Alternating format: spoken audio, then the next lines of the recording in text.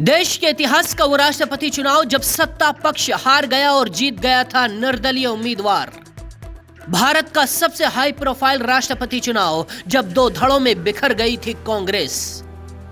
एक ऐसा राष्ट्रपति चुनाव जिसकी खींचतान में प्रधानमंत्री इंदिरा गांधी को ही पार्टी से बाहर कर दिया गया था।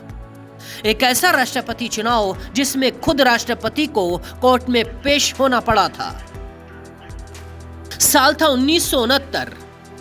देश के तत्कालीन राष्ट्रपति जाकिर हुसैन का निधन हो गया। इसके बाद उपराष्ट्रपति वीवी गिरी को कार्यवाहक राष्ट्रपति बनाया गया था। उस वक्त तक उपराष्ट्रपति को ही राष्ट्रपति बनाने का नियम था। ये वो वक्त था जब देश में कांग्रेस की सरकार थी और देश की प्रधानमंत्री इंदिरा गांधी थी।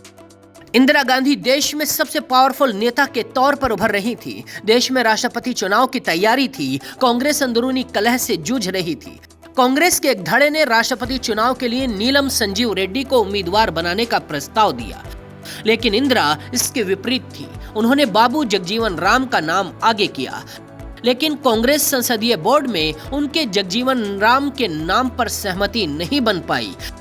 इंदिरा की तरफ से प्रस्तावित इस नाम को खारिज कर नीलम संजीव रेड्डी को ही उम्मीदवार बनाया गया। इंदिरा गांधी भांप गई कि कांग्रेस सिंडिकेट के नीलम संजीव रेड्डी को राष्ट्रपति पद का उम्मीदवार बनाने का कदम उन्हें साइडलाइन करने के लिए उठाया गया है, क्योंकि कांग्रेस के कई ताकतवर नेता इंदिरा सरकार पर कंट्रोल चाहते थे, जो इंदिरा गांधी को बिल्कुल बर्दाश्त नहीं था। इसीलिए राष्ट्रपति चुनाव में कांग्रेस दो खेमों में खड़ी हो गई थी। लेकिन इसी बीच एक ट्विस्ट और आया। वीवी गिरी ने कार्यवाहक राष्ट्रपति के पद से इस्तीफा देते हुए निर्दलीय प्रत्याशी के रूप में राष्ट्रपति चुनाव लड़ने का ऐलान कर दिया। इंदिरा गांधी और वीवी गिरी दोनों के बीच अच्छा तालमेल था। वीवी गिरी के रहते इंदिरा ने कई फैसले लिए थे जिनमें वीवी गिरी ने मदद की थी। वैसे तो राष्ट्रपति चुनाव में कुल 15 कैंडिडेट मैदान में उतरे थे, लेकिन 1969 के इस चुनाव में 3 प्रत्याशियों के बीच कड़ा मुकाबला होने वाला था।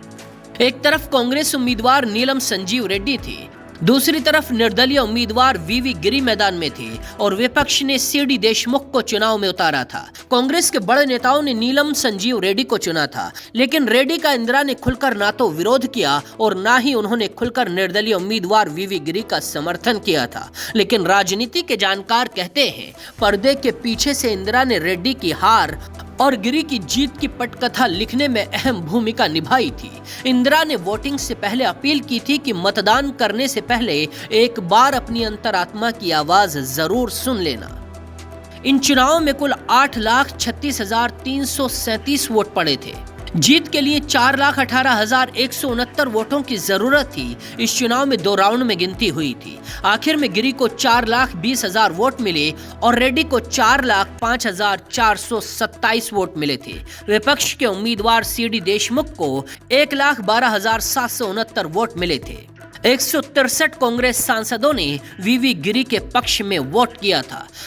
कांग्रेस के आधिकारिक उम्मीदवार संजीव रेड्डी को हराकर वीवी गिरी देश के चौथे राष्ट्रपति बन गए। गिरी का राष्ट्रपति बनना इंदिरा के विरोधी कांग्रेसी नेताओं की करारी हार थी और इसे इंदिरा की बड़ी जीत माना गया था। राष्ट्रपति चुनाव के नतीजों ने कांग्रेस में भूचाल ला दिया और कांग्रेस 2 धड़ों में बंट गई। इसमें ऑल इंडिया कांग्रेस कमेटी यानी AICC के 705 सदस्यों में से 466 इंदिरा की कांग्रेस में चले गए, जो बाद में कांग्रेस आई कहलाई। कांग्रेस पार्टी और सरकार पर नियंत्रण हासिल करने के बाद इंदिरा ने 1971 में समय से पहले आम चुनाव करवाए और बहुमत के साथ सत्ता में वापसी कर फिर से अपनी ताकत को साबित कर दिया। 1969 के राष्ट्रपति चुनाव का विवाद सुप्रीम कोर्ट तक भी पहुंच गया था। मामले में गवाही देने के लिए खुद राष्ट्रपति वीवी गिरी सुप्रीम कोर्ट में हाजिर हुए थे, जिसके बाद कोर्ट ने मामला खारिज किया और गिरी के राष्ट्रपति बने रहने पर मोहर लगा दी थी। बाकी खबरों के लिए देखते रहिए जनसत्ता.com।